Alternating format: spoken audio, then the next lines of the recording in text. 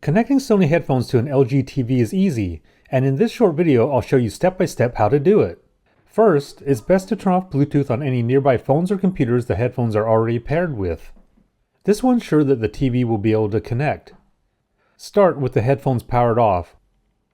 Then press and hold the power button until the LED flashes red and blue. When you see this, the Sony headphones are in pairing mode.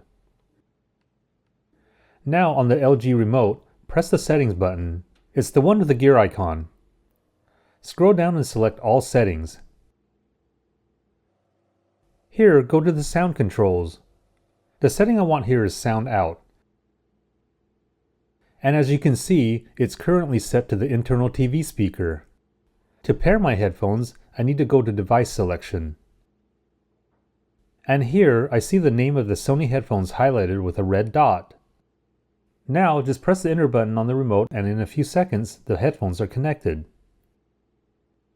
When I return to the previous menu, I can verify that sound is now directed to the headphones.